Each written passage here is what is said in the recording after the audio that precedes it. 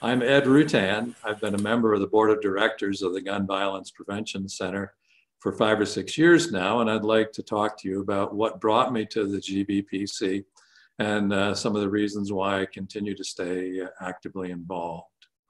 I joined the board because I had read an article in the newspaper about efforts by gun rights advocates around the country to stomp down on local governments that were trying to protect public safety in their communities by regulating firearms.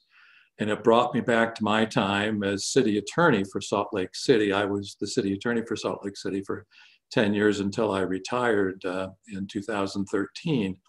And some of the instances we have had where we basically locked horns with the gun rights advocates here in Utah in terms of some of the actions that Salt Lake City had taken in order to protect our community from gun violence, or help protect public safety by taking reasonable measures to regulate the use of firearms. So that was what brought me to the board. I felt very strongly that the Utah legislature has been way out of line in trying to strike a proper balance between public safety and the rights under the Second Amendment. And I felt that it was important to advocate before the legislature for a reasonable balance between public safety and gun violence prevention, as opposed to the one-sided balance that the legislature has struck in basically making public safety second to Second Amendment rights. So I've been personally actively involved in testifying at legislative sessions for the last 5 or 6 years. At a personal level, this happened after I had joined the board, but it certainly emphasized the importance for me of continuing to do what I have been doing. I have an adult son who suffers from mental illness.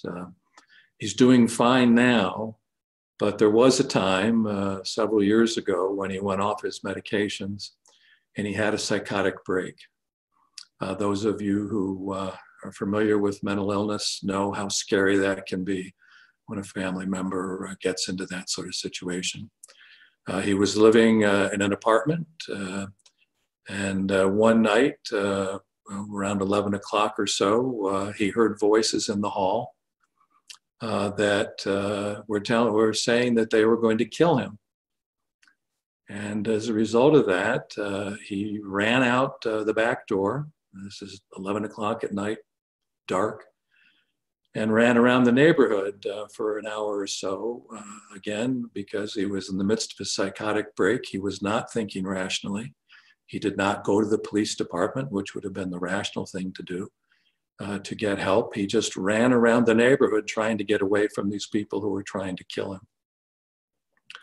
Around midnight, he had the idea that if he could get inside a house, if somebody was home, then they would help protect him. And if they weren't home, he could hide there. That was the thinking that he had at that time. So in running around the neighborhood, he found a house. He went around to the back of the house and threw a chair through the porch window. The owner of the home came down the stairs with a firearm.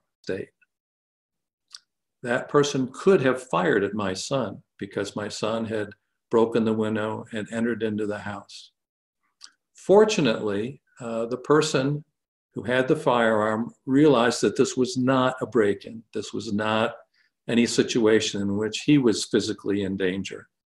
He could tell that my son was in the midst of a psychotic break and was not behaving rationally. So he did not fire. Stand your ground. He could have fired without asking any questions, without feeling that he was in any danger whatsoever. He could have fired and taken my son's life just to protect the safety of his house when the safety of his house wasn't at all in risk. So this was a situation that under Utah law could have ended in a horrible tragedy where someone who suffered from mental illness could have been shot, could have been killed in the midst of a psychotic break without making any kind of physical threat or posing any physical danger to another person. Fortunately, this individual read the situation correctly and did not use his firearm. Stand your ground has been proven nationwide to cause more deaths than to save lives. It's a dangerous doctrine. It's one that the American Bar Association has recommended that states should repeal, in part because it's been shown to be racially discriminatory, that far more people of color die in these instances than white Americans. It's discriminatory and it's dangerous. A person who legally possesses a firearm does not possess the right to be a jury and decide whether a person is guilty and should die or not. I believe strongly that Stand Your Ground should be repealed in Utah. No one has ever shown that it has had a positive impact in our state. And that's one of the reasons why I continue to be involved in the Gun Violence Prevention Center of Utah. Stand Your Ground is one of those instances where the legislature has given primacy to the Second Amendment and ignored the interests of public safety and preventing unnecessary injury and death. Hope you get interested in the Gun Violence Prevention Center. We're a very active group. You'll see us up on the Hill during the next legislative session, just like we've been during the preceding legislations. We'll be there doing our best to work towards a reasonable balance between rights of gun owners under the Second Amendment and public safety.